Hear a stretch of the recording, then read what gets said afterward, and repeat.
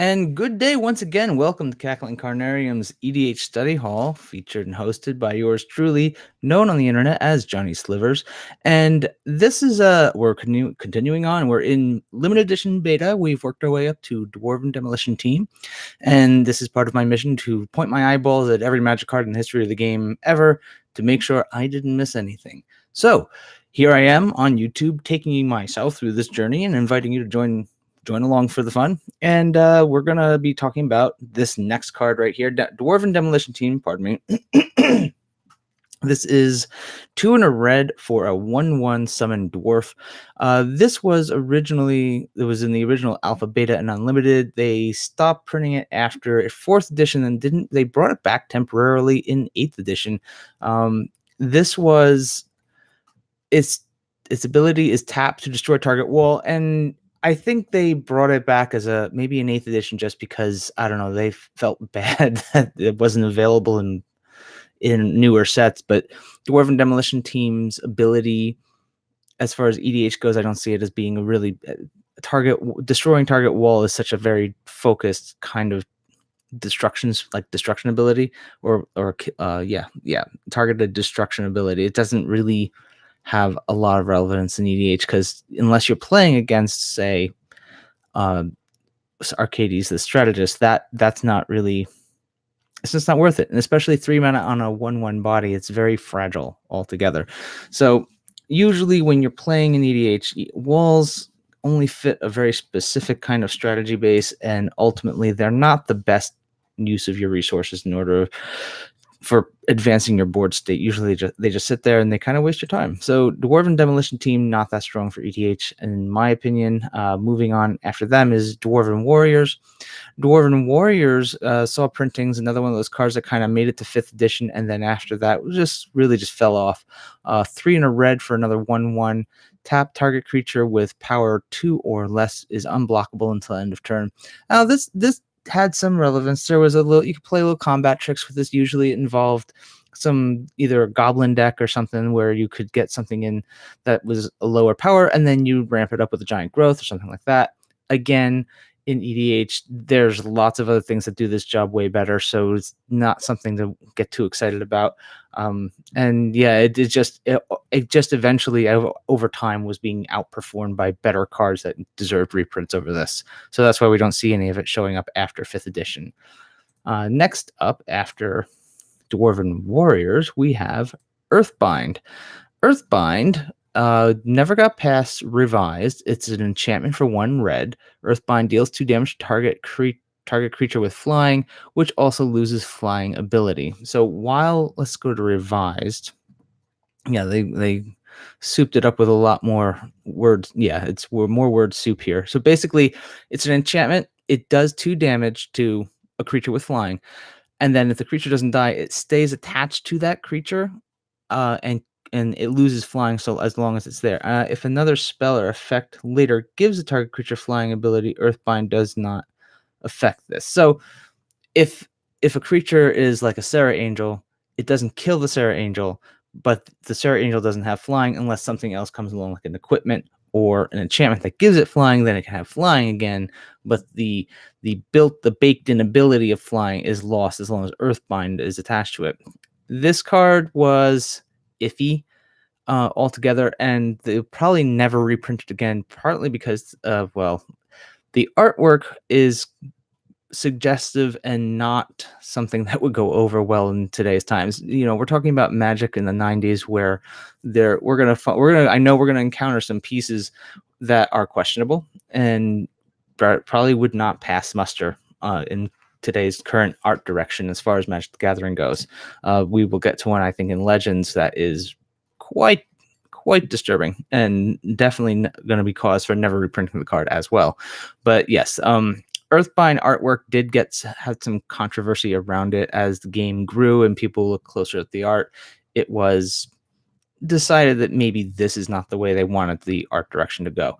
So that's that being the case, Earthbind as an enchantment is not that strong necessarily in EDH. There are some relevant creatures to take flying away from, but I don't think it's worth tying up a slot. Let's see. After Earthbind, we have Earth Elemental, and yeah, this is where we also find in the earliest sets. There's a lot of just base creatures, very vanilla.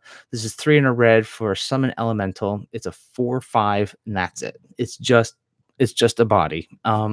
There's a couple of other cards in the set that kind of do that, but this is like the earliest rendition of just a vanilla creature.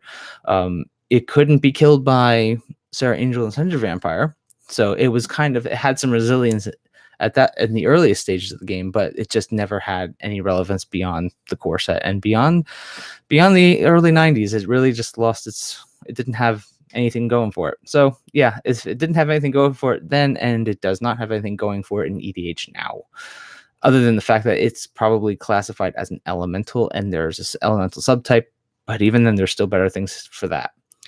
Earthquake is the next one up. So Earthquake has seen many reprintings over the years of the game, and it is X in red for a sorcery. It does X damage to each player and each non-flying creature.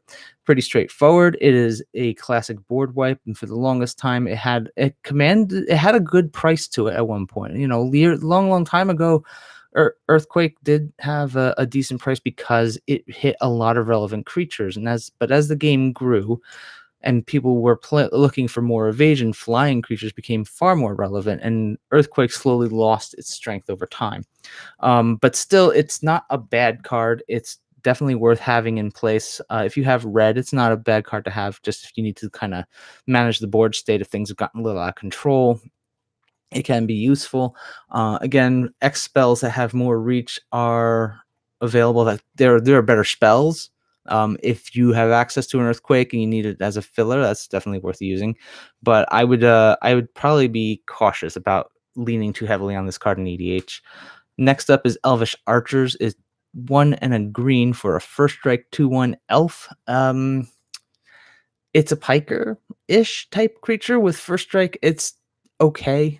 It can go in an elf deck, but I think if you're building an elf EDH deck, there's probably I'd say it's mid-level. It's like it's relevant and worth having if you need to, like, if it's eating up if it's being used for one of those last spots that you need to fill out, then yeah, I think give it a shot. But I wouldn't put it past other cards that, yeah, I wouldn't play this over other cards that you can get more value out of it for that price as far as casting cost goes. So Elvish Archer, doesn't wow me too much. The first strike is a nice ability, but overall I think you've got better options in EDH at this point.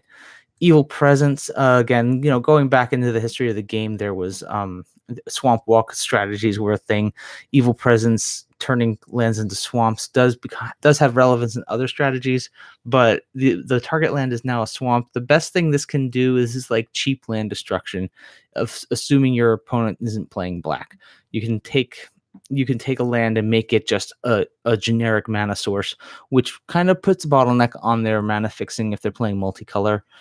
But not. I still, again, doesn't wow me. Nothing I would call home about. It's like, yeah, Evil Presence. No, nope, that's not a good one.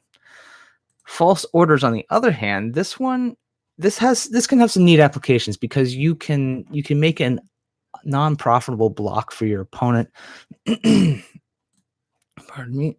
So it's red for an instant, and there's a 1 red mana for an instant. You decide whether and how one defending creature blocks, though you can't make a choice that the defender couldn't legally make. Play after defender has chosen defense, but before damage is dealt. So the False Orders, this is a neat idea. The fact that it waits until your opponent has actually declared their blockers, that's pretty cool. So this way you can actually see what their plan is, but wait until fire this off before damage is actually dealt, and switch things around and put them into a state of blocking that would say they have a value creature that you want to take out, but they're going to obviously not block in a way that they would lose that creature. So you can put them in a bad position where you can take out that creature. So this manipulates the combat phase. This is one that I wouldn't put it on Icecrown Scepter, just because people then see what you're going for and they know what you're doing. So that'll be, again, here I am going back to Icecrown Scepter. It's a neat little trick if you need to pull a fast one. I don't know. If you're a heavy Boros combat strategy, maybe there's a home for this. But I don't think it's going to be. I don't think it has that much going for it. I wouldn't be surprised. Let's check EDH rec. I don't think it's really going to find a lot of homes in EDH as far for false orders. False orders. There you go. Yeah. I don't think there's a lot of homes for it. There it is. It's in 25 decks, very minuscule amount, and I think part of it might have to do with the fact that there's such a limited supply of them as well. You only get so many of them out there in the world, but even then, you can still get false orders for under $2. So yeah, that's a neat idea, but again, I think there's plenty of other ways to do that job. Farmstead is 3 white for an enchant land. Target land's controller gains 1 life for each upkeep if 2 white is spent. So basically it has an upkeep of 2 white. Target land still generates paying 2 white mana to gain 1 life each turn on an enchantment that's over triple white just to play. This is just, it's not worth it. This is a waste. So don't play this in EDH because you're just tying up resources and wasting your time. All right. After Farmstead is Fast Bond, and I am going to double check this, but I'm quite certain Fast Bond is in fact banned. So let's take a quick look. Fast Bond, yes, Fast Bond is banned in EDH. You cannot play it, cannot use it unless your play group is telling you yes, you can, which is going to be few and far between. But the ability itself, here, let's go checking that out. So they stopped printing it and revised. That was the last time we saw it. You may put as many lands into play as you want each turn. Fast Bond deals 1 damage to you for every land beyond the first that you play in a single turn.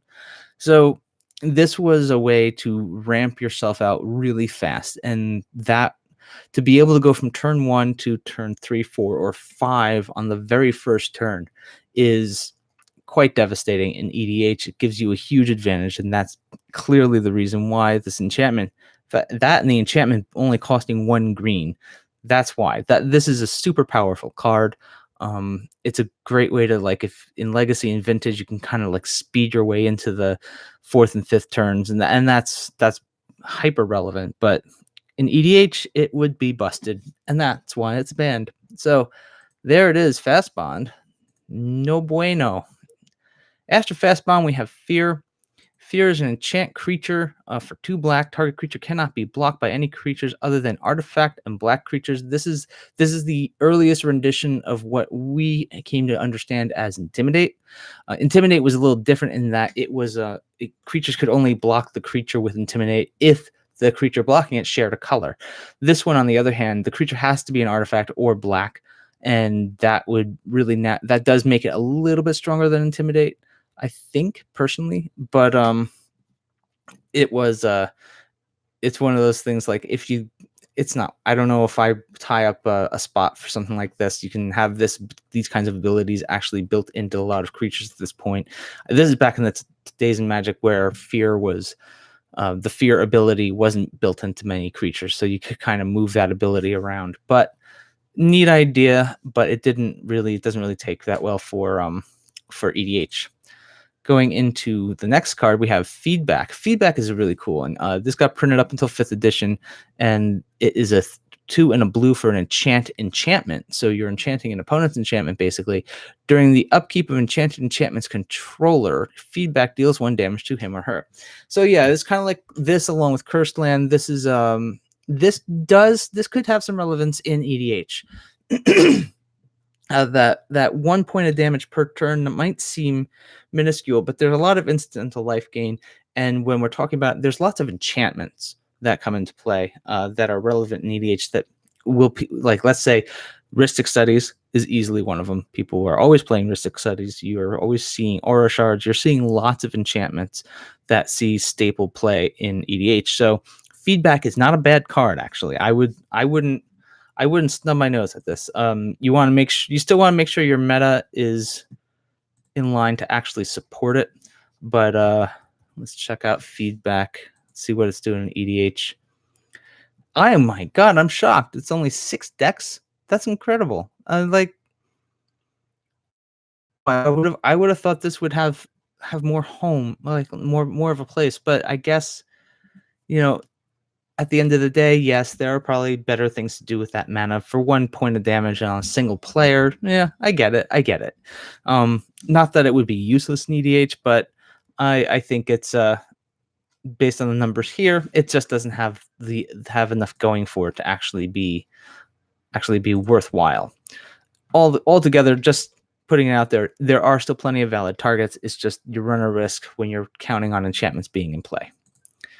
All right, and going on to after feedback, we've got Fireball. Fireball has seen many reprintings. It's X and red, and we'll go to a newer version to get a proper.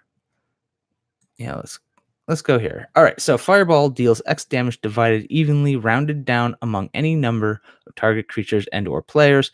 Fireball costs 1 more to cast for each target beyond the first.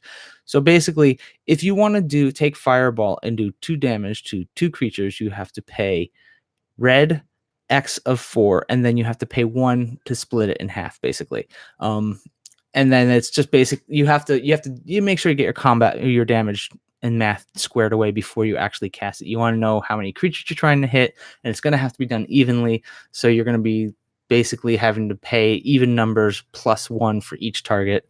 But the fact that it has that kind of reach is important. You might be spending a lot of mana to make something happen, but you can pick and choose your targets. If you need to clear out 3 1/1s, you have to pay 7 to actually do that.